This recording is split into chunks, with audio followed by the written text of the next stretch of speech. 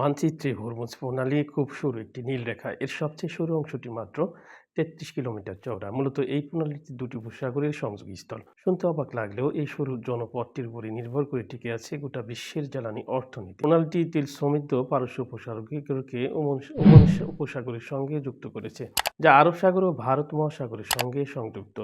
Hormuz প্রণালী হল পারস্য উপসাগর ও ওমান উপসাগরের মধ্যবর্তী প্রায় ৩৩ থেকে ৩৪ কিলোমিটার প্রশস্ত একটি অত্যন্ত গুরুত্বপূর্ণ সামুদ্রিক পথ, যা ইরান ও ওমান বা সংযুক্ত আরব আমিরাতকে পৃথক করে এটি বিশ্বের সবচেয়ে গুরুত্বপূর্ণ তেল সরবরাহ পথ। প্রতিদিন বিশ্বব্যাপী প্রায় 20% তেল ও প্রাকৃতিক গ্যাস এই সরু পথ দিয়ে পরিবাহিত হয়, যা বিশ্ব অর্থনীতি জ্বালানি সুরক্ষার জন্য অপরিহার্য। গত 28 ফেব্রুয়ারি যুক্তরাষ্ট্র ইসরায়েল যৌথভাবে ইরান আক্রমণ করে এবং এর জবাবেও ইরানও পাল্টা হামলা চালায়।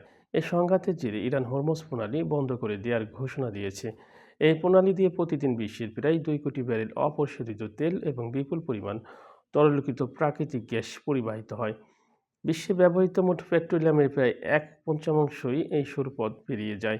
এই কারণে একে পৃথিবীর সবচেয়ে গুরুত্বপূর্ণ অয়েল চেকপয়েন্ট বা তেল পরিবহনের অন্যতম প্রধান প্রবেশদ্বার বলা হয়। সংক্ষেপে এটি বৈশ্বিক অর্থনীতির লাইফলাইন বা সবচেয়ে গুরুত্বপূর্ণ চেকপয়েন্ট হিসেবে পরিচিত। হরমুজ প্রণালীর গুরুত্ব ও জ্বালানি সরবরাহ। সৌদি আরব, কুয়েত, ইরাক, কাতার ও ইরানের তেল ও এলএনজি রপ্তানির প্রধান রুট, যা এশিয়া, ইউরোপ ও উত্তর আমেরিকায় জ্বালানি সরবরাহ করে। বহু রাজনৈতিক কৌশল। পারস্য উপসাগর থেকে উন্মুক্ত মহাসাগরে যাওয়ার এটি একমাত্র পথ। এর উপর নিয়ন্ত্রণ থাকায় ইরান ও পশ্চিমা বিশ্বের মধ্যে উত্তেজনা বৃদ্ধি পায়। অর্থনৈতিক প্রভাব। এই প্রণালী দিয়ে জাহাজ চলাচল সাময়িকভাবে বন্ধ হলেও বিশ্ববাজারে তেলের দাম তীব্রভাবে বৃদ্ধি পেতে পারে। এই প্রণালী ব্যবহার করে মূলত সৌদি আরব, কুয়েত, ইরাক, কাতার, বাহরাইন, সংযুক্ত আরব আমিরাত ও ইরান তাদের তেল ও গ্যাস রপ্তানি করে। এই রপ্তানি প্রায় 4/5 আসে এশিয়ার, বিশেষ করে চীন, ভারত, জাপান ও দক্ষিণ কোরিয়ায়।